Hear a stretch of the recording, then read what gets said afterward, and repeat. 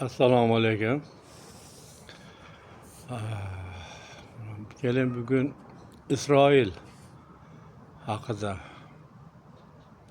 Isroil davlati haqida, Isroil xalqi, Yevroy xalqi haqida gaplashaylik.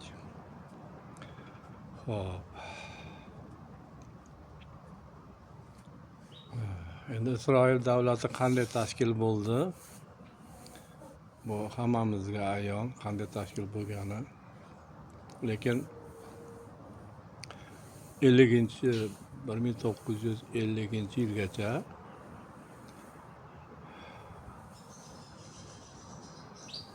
Yevroy millatida davlat tushunchasi, davlat mavjudligi bo'lmagan umuman. Yevroy millatidan bir ulug' sarkarda yoki bo'lmasa bir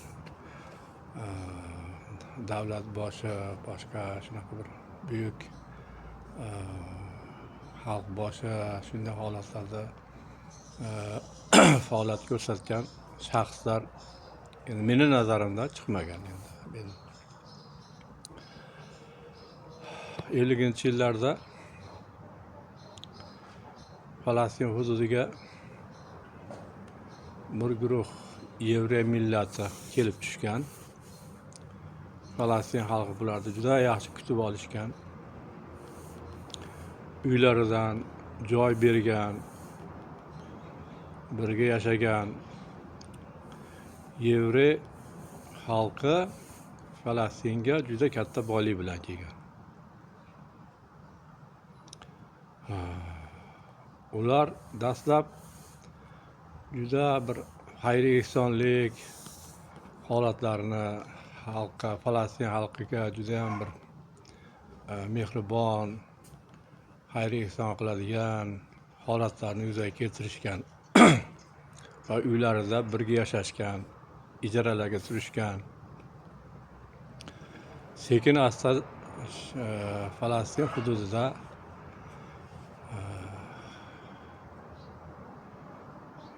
Yevroylar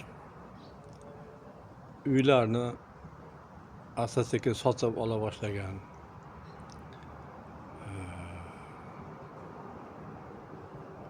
Falastin xalqi judayam ishonuvchan xalq, xudojo'y xalq. Bu millatni ko'rsatgan xayr ehsonlarini, qilgan yordamlarini abadiy davom etadi deb o'ylashgan va hatto uylarini, boshqa yerlarini ma'lum berilgan ularga tuhfa ham qilishgan, sotishgan ham. Xullas yaqin 50 yil davomida, masalan hozir 26-yil bo'lsa, 50-yilda boshlangan bo'lsa, 76 yil, 80 yil atrofida Falastin hududida Isroil davlati paydo bo'ldi. Asl sababchi o'zi Falastin xalqi. Falastin xalqi davlatchiligiga, boshqasiga umuman e'tiborsiz bo'lgan. Ular Falastin xalqini ishonchiga kirib, imkoni boricha ko'p yordam qilishgan, boshqa bo'lgan. Shular hisobiga butun dunyodan ko'chib kela boshlagan. Natijada katta shaharlarda Falastin xalqini siqib chiqarib Yevroylar mahallasi, Yevroylar shaharchalari paydo bo'lgan. Va hozirga kelib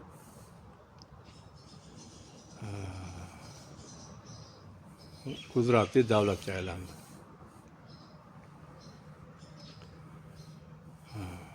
Yevroy xalqi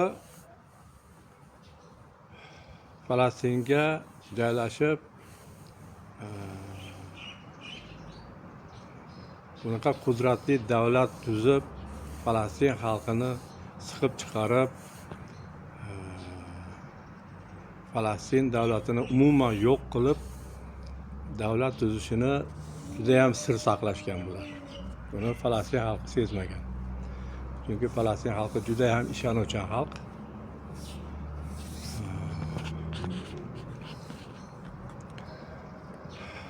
Oxir oqibat mana hozir 2020-yilgacha ham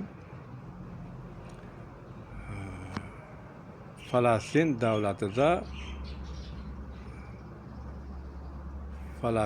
davlati hududida davlat boshqaruv tizimi umuman izdan chiqarilgan. Juda ustalik bilan izdan chiqarilgan. Masalan, davlatni o'zini harbiy sohada, huquq, tartibot sohalarida, boshqa davlatchilik strukturalarida umuman harakat mavjud bo'lmagan, yuzaga ham kelmagan. Uni asta-sekin yo'q qilingan. Ularning o'rniga qandaydir guruhlar, qandaydir boylar paydo bo'lgan. Falastin hududida Falastin xalqini o'zini ichidan ma'lum qism insonlar boyishiga, mulkdor bo'lishiga yo'l qo'yishib bergan. Natijada butun Falastin xalqi o'sha o'zini boylariga xizmat qilishgan. Butun topgan tushganini xayri ihson qilib, shu boylar yig'ib davlat sifatida emas, bir guruh sifatida faoliyatda bo'lgan u boylar. U boylar, Falastindan chiqqan boylar asosan u Falastin hududida yashamagan.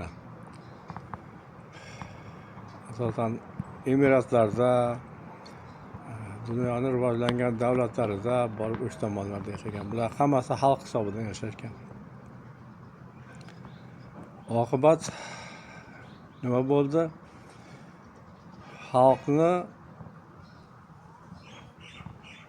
Xalqdan tushgan daromad hisobidan Falastin xalqi boylari yashab 50 yil davomida qandaydir yutuqlarga erishgan hammasi. Lekin davlat sifatida emas.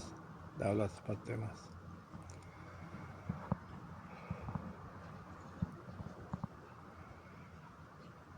U guruhlar davlatchilik nima,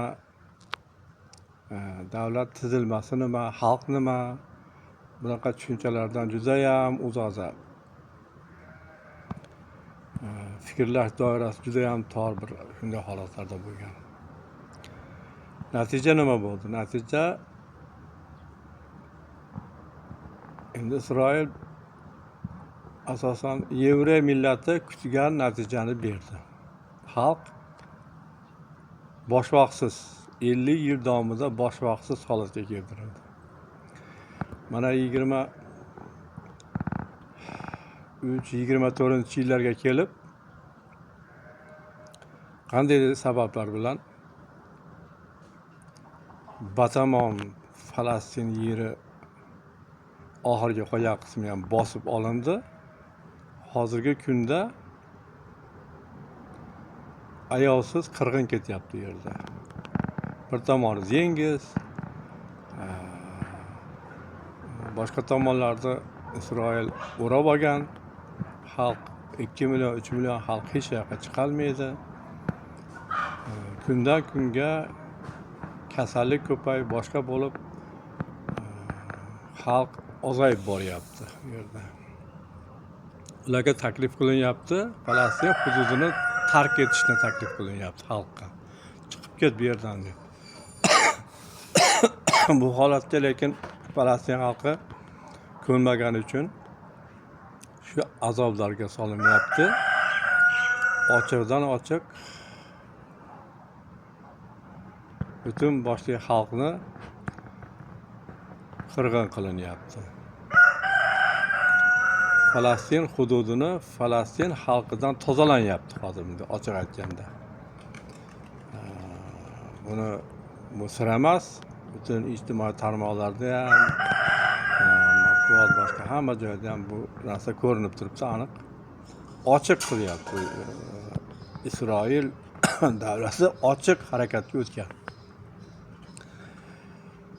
50-yildan 26-yilgacha Isroil xalqi, yevreylar urushda yashab o'tishdi.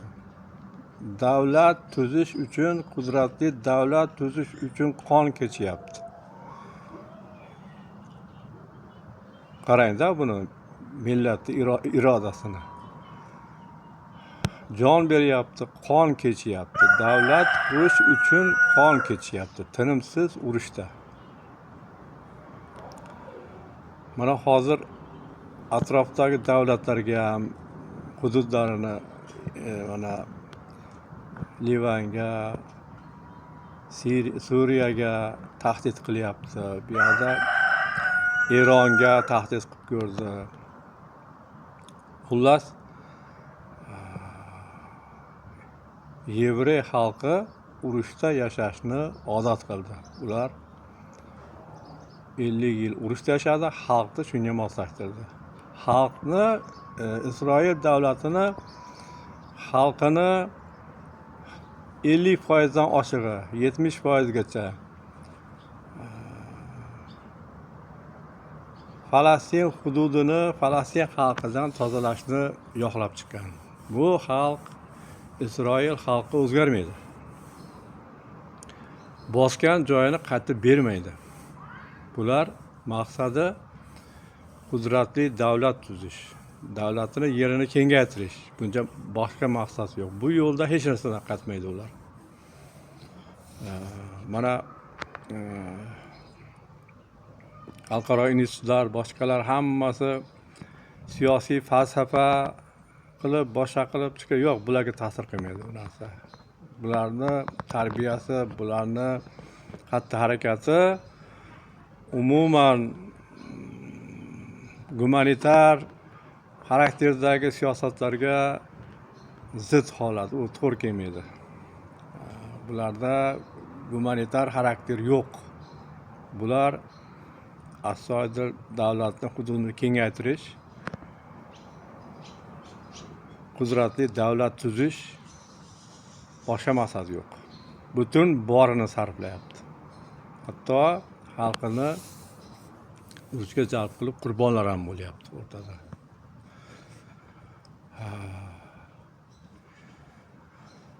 Endi butun dunyo xalqlari mana shu Isroil xalqidan tarbiya olsa bo'ladi. Mana butun dunyoda nechta davlat bo'lsa, davlatini mustahkamlash, boshqa to'g'risida hatto qayg'urmayotganlar ham bor. Ularga nima degan bo'lardim? Kuni keladi, mana davlatlar urushda yashashni ozod qilyapti. Mana bu yerda Rossiya ham, Ukraina, Falastinda mana yevreylar, Amerika Qo'shma Shtatlari, bular xalqini urushda yashashga ko'niktirdi. Bular to'xtamaydi. Dunyoda urush to'xtamaydi.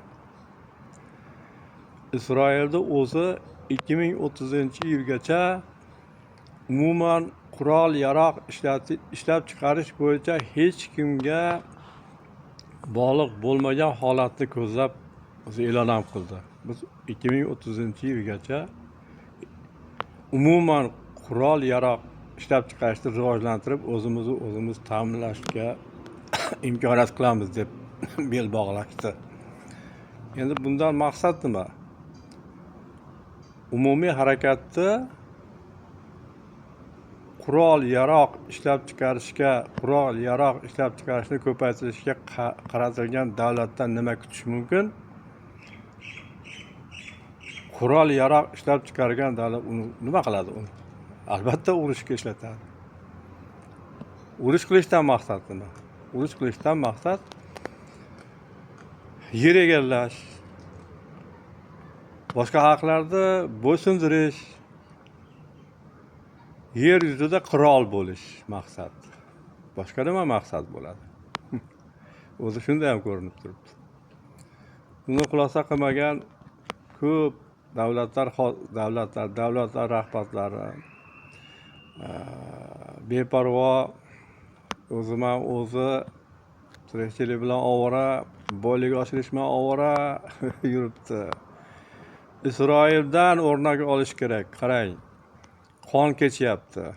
Bunga qarshi chiqadigan bir yurakli bu bosqinni to'xtatadigan, bosqinni nima to'xtatish mumkin? Bosqinni qurol bilan to'xtatish mumkin. Falastinda qurol bo'lganmi? Falastinda boylari pul to'plagan, boshqa qilgan, ashishrat qilgan shu qurol yaroq boshqa davlatni muhofazasi, davlatni himoyasi haqida, xalqni himoyasi haqida hech qanaqa qayg'urmagan. Endi arzimagan bir qo'lda ko'tarib yuradigan avtomat, boshqa bu narsa bilan qurollanishgan. Lekin davlat miqyosida davlatni Isroildek qudratli qurollangan davlat oldida bu qurollash narsa emasda. Oqibat bitta xalq, bitta davlat shunday istilo bo'lib yo'q bo'lib ketyapti. Yaqin 10 yilda ichida Falastin xalqi u yerdan boshqa yoqqa ko'chib ketmasa, xalq qolmaydi. O'ldiradi hammasini. Yo'q qiladi. Maqsad shu.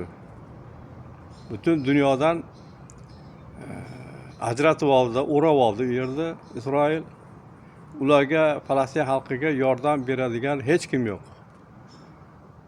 Qo'lidan nima keladi? Qo'lidan tosh otish keladi, boshqa qiladi, hech narsa qilmaydi. Mana hozir qonunlar ishlab chiqarishda o'lim jazosini qo'llayapti. O'lim jazosi Yevrey xalqiga kim dushmanlik qilsa, o'lim jazosi berilyapti. Yevrey millatini o'ziga o'lim jazosi qo'llanmaydi. Qarangda, bu juda ham ajoyib bir holat. O'lim jazosi faqat yevrey emaslarga qo'llaniladi. Yevreylarga emas. Bu dunyo hamjamiyati, butun dunyodagi shunday qudratli davlatlar, mansabdorlari, boshqasi hammasi bir og'iz bir narsa deyishga, bir xulosa qilib, bir o'zini maqsadli bir fikrlarni bildirishga ham ojizlik qilishyapti hozirgi kunda. 50 yil, 70 yillik Isroilni davlatchiligi 2000, 3000, 200 yil, 300 yil, 400 yil davlatchilik bo'lgan xalqlarda, juda qudratli davlatchiligi mavjud bo'lgan, azaldan mavjud bo'lgan davlatlarda bunday harakat yo'q. Yo'q. Faqat hozir Isroil bu harakat. Bu gap so'z uni qiziqtirmaydi, harakat. Oldidan chiqqanni otyapti, qarshilik qilganni qamayapti, o'lim jazosi beryapti. Mana yaqinda e'lon qilindi, 1000 dan oshiq falastinlik yoshlarga, o'sha qo'lga olingan asirlarga o'lim jazosini 1000 dan oshiq odamga o'lim jazosini e'lon qilib, uni ijro qilishga buyruq chiqqan. Qarang, 1000 dan oshiq. Bunaqa holat hech qaysi davlatda yuz bergan emas, bermaydi. Bu degani Falastin xalqi yo Falastin yeridan qochib qutuladi, yo 10 yil davomida bu yerda hech kim qolmaydi. Hammasini o'ldiradi, yo'q qiladi. O'zi ochiq ko'rinib turibdi. Endi butun dunyo hamjamiyati, xalqaro institutlar, boshqalar bu masalani hal qilishga ojizlik qilyapti. Isroil bilan qurolli to'qnashuvga faqat Eron chiqdi. Eron ham o'zini himoya qildi xolos. Eron bosqinchilik qilgan yo'q. Isroilga qarshi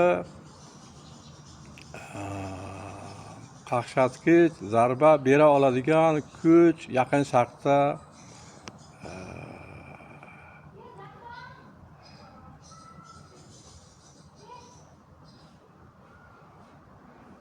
umuman dunyoda mavjud emas desak ham bo'ladi hozirgi kunda. Isroilga bu harakatlarni to'xtatishga ixtiyor beradigan nima yo'q, mavjud emas. Bu holatlardan xulosa qilib, har qanday davlat rahbarlari davlatchilikni qanday ulug'ligini, davlat bo'lib yashash qanday ulug'ligini shu millatni xatti-harakatidan ko'rib bilsa bo'ladi. Qadriga ko'pchilik qadriga yetmaydi.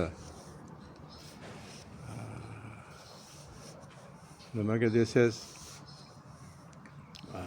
davlat bo'lib yashash, davlat tuzib yashash bu kafolatli, xalq uchun kafolatli holat hisoblanadi. Mana shu yerda bugun suhbatni yakunlayman. Salomat bo'linglar.